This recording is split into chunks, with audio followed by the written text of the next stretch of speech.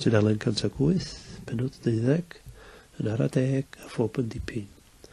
Lle mae Gwyn yn amddiffyn i gymdeithas mewn cyfarfod cyhoeddus sy'n trafod datblygiad twristaidd. Siaradodd Jeff Carrier yn ddistaw ac yn angerddol.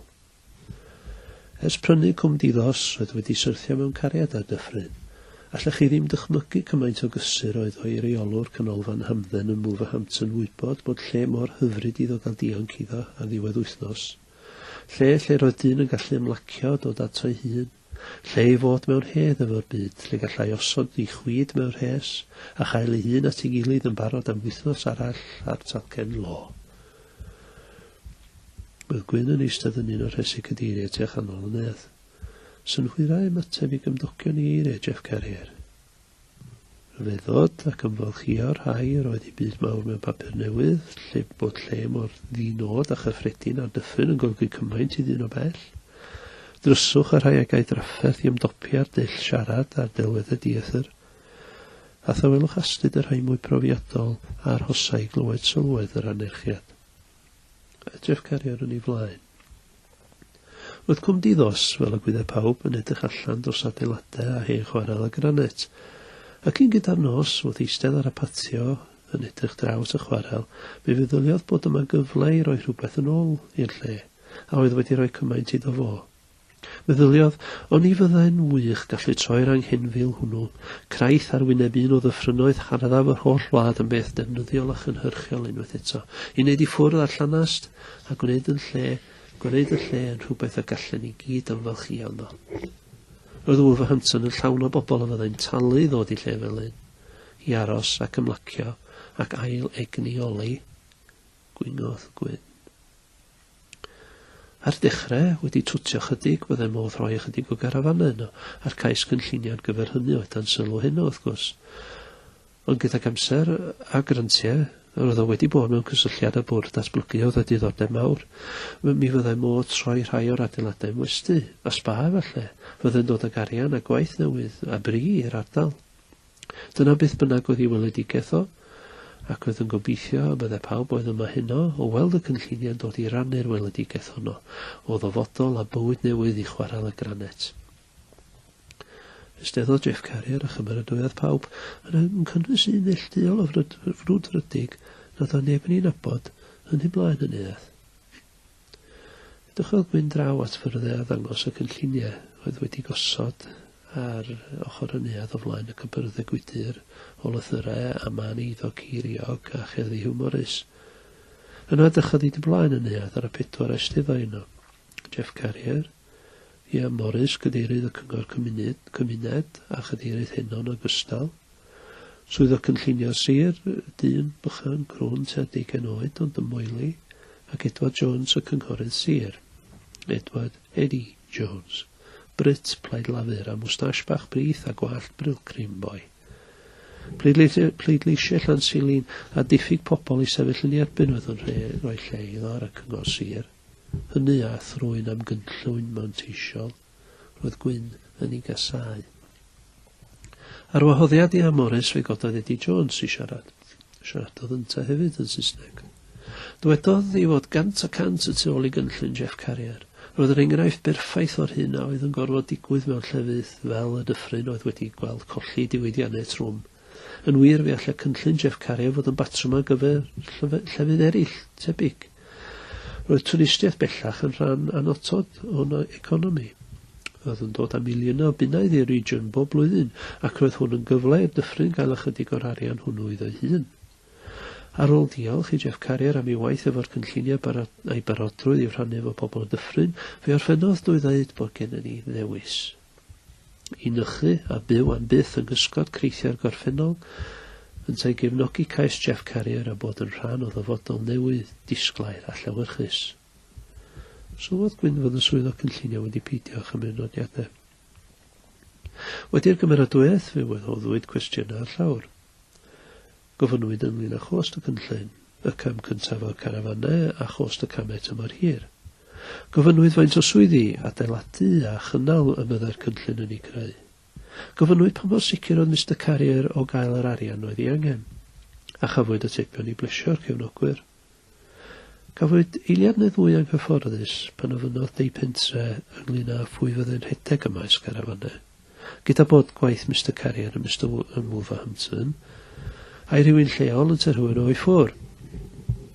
Ateblwyd o gan Eddie Jones, a ddeudodd mae'r person gorau'r swydd fydd yn cael y gwaith, waith o ble roedd o'n dod, a bod angen i deu fod yn ofalus o'r hyn oedd yn ei ddeud gan fod awgrym o hiliaeth yn ei gwestiwn. Cododd Morris Evans ar ei draed. Edrychodd ar i a Morris, "Ie, nid i drosi mi?" "Na siŵr." Pwysodd i a Morris yn nes o Jeff Carrier. Roedd y ddau arall yn Gymru Cymraeg. Morris Evans di'r enw, dwi'n byw yn Gwm y Ger. Fferm rhyw filltir neu ddwy o fan hyn i fyny'r cwm. Da ni dweud reit hapus ar y cyfan er ei bod i fel y gwyddwch chi'n digon anodd gwneud bywoliaeth o ffarm fynydd fach y dyddiau yma. Dwi wedi edrych ar gynlluniau Mr Carrier ac yn ei gymeradwy am ei waith. Ond mae yna un peth yn y hwyni'n arw. Mae'r gosod carafans o chwarael ag aranet yn mynd i ddod â mwy o bobl yma. Mae hyn yn berthnasol i mi oherwydd bod yna lwybr cyhoeddus yn dod drwy'n cyn i'r foel, y mynydd y tu ôl i'r ffarm.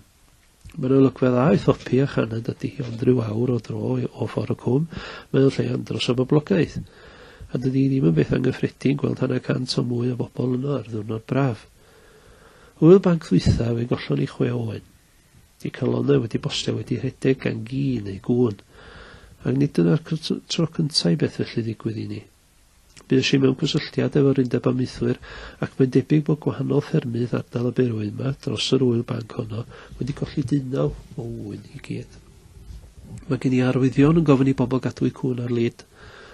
Dwi'n mynd yn gofyn i'w roi i cwn ar lid, a dyna chi waith anifir coeliwch chi, ac maen nhw dal i ddod â'i gollwng nhw. Mae'n sopor fel mai. Be dwi'n gwneud pan ddaw na fwy o bobl i'r dyffryn? Rosodd pawb i a Morris off y gyfieithu. Yna fe geisiodd Jeff Carrier roed ateb. Oedd yn cydymdeimlo fawr am Morris Evans ac unrhyw un arall oedd wedi dioddau golledion. Oedd yn bwynt oedd yn gofyn ystyriaeth ddifrifol. O'i ran o fe allai addo a byddai'n gwneud yn siŵr bod pawb a fyddai'n dod i aros y maes carafan ergrynet yn cael ei hysbysu'r country code a'i cymell i gadw i cwn ar denyn bob amser.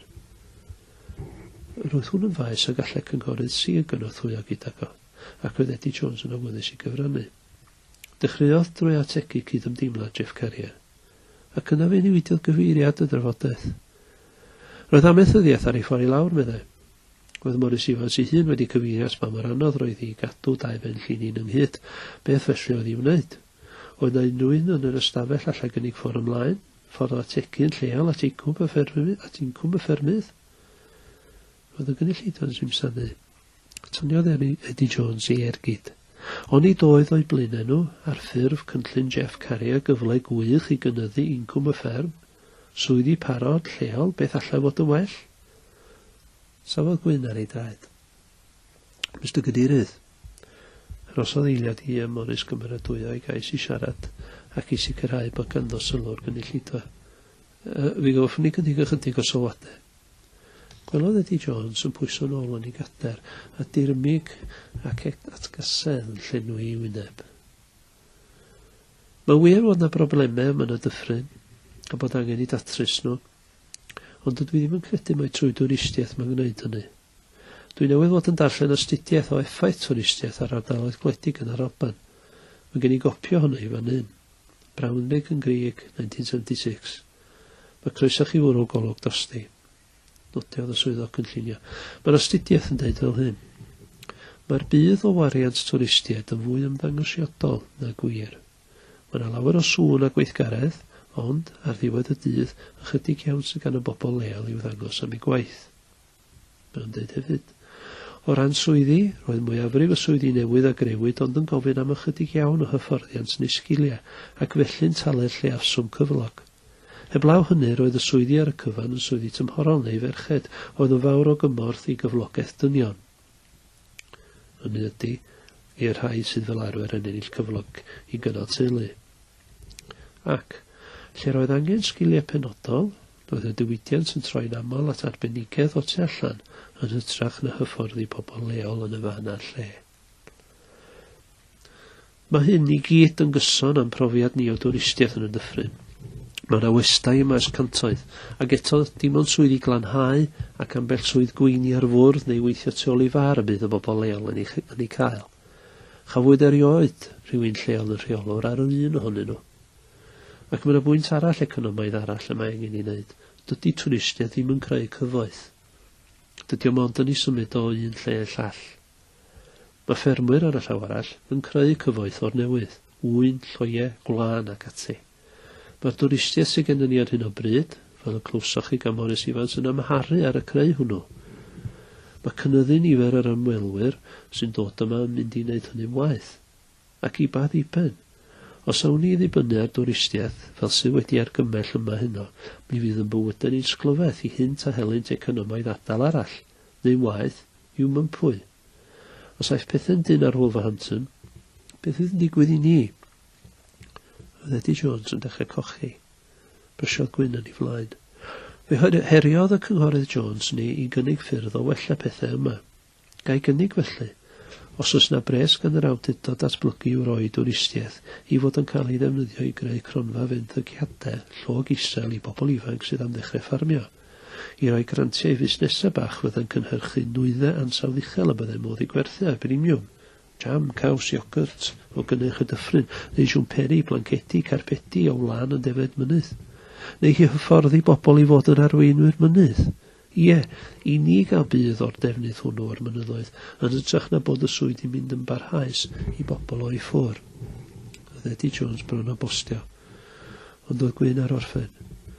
Nid cael maes carafannau, neu hyd yn oed gwestiwn chwarel a granet ydy'r ffordd ymlaen i'r dyffryn yma.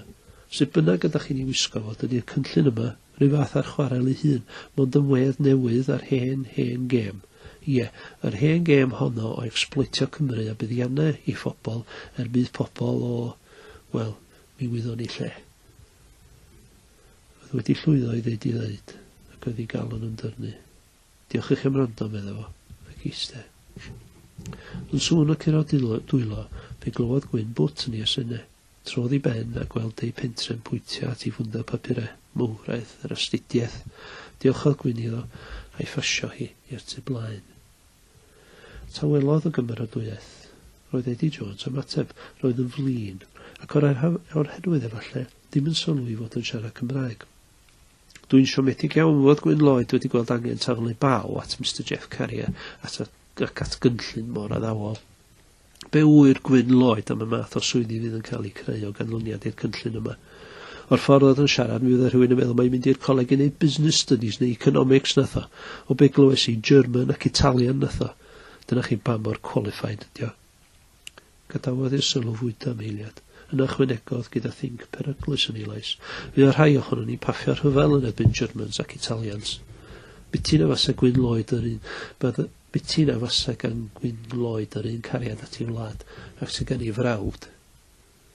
Cododd i Morris i law at fraich Eddie Jones i'w rwystro a'i dawelu. Ond oedd o ddim wedi gorffen, a gwthiodd law i Morris i ffwr. Ac yr datblygu busnesau bach, pŵ, am ffars, propaganda Welsh Nash, neu waith o ddarllen rhwng llinellau diwedd y speech na. Edrychodd yn syth at Gwyn a Gwenyn Syr.